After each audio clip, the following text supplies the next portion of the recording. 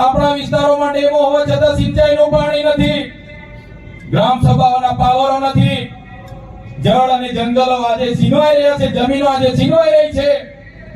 એના માટે આપણે રોડ પર ઉતરવું પડે છે.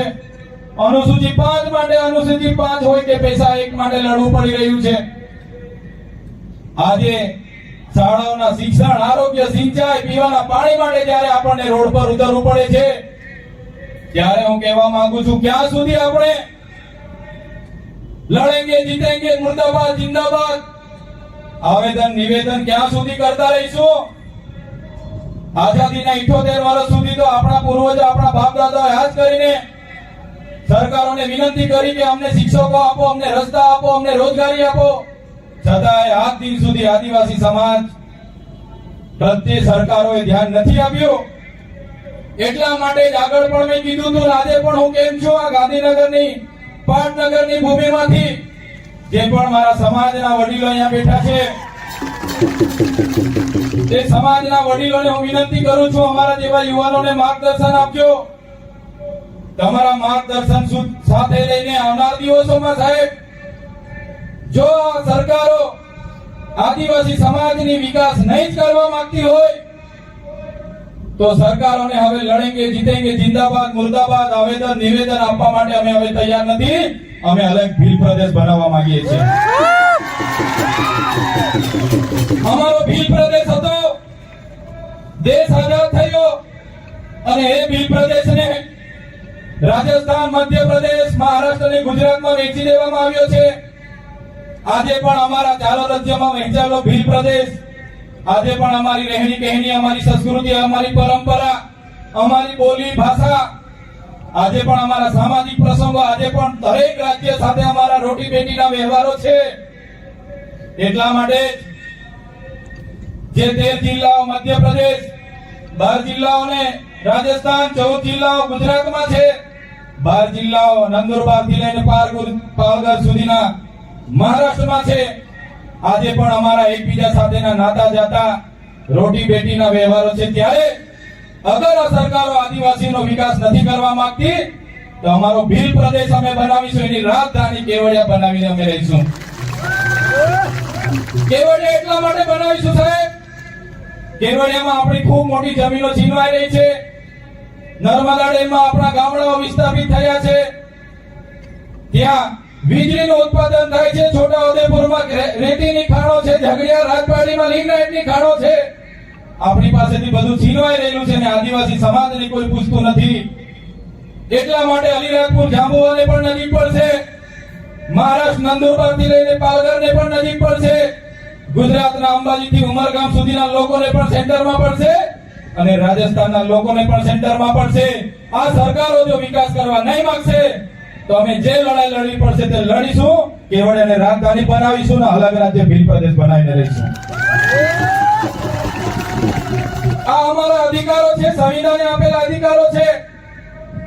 સંવિધાન મરાઠાઓનું મહારાષ્ટ્ર બન્યું, ગુજરાતીઓનું ગુજરાત બન્યું, નાગા લોકોનું નાગાલેન્ડ બન્યું, પંજાબીઓનું પંજાબ બન્યું, ઝારખંડ બન્યું, છત્તીસગઢ બન્યું. એવી જ રીતે અમે આદિવાસી ભીલોને અલગ ભીલ પ્રદેશ આપો, અમે અમારો વિકાસ કરી લઈશું. જે રીતે અમેરિકામાં આપણા કરતા ઓછી વસ્તી છે છતાં 50,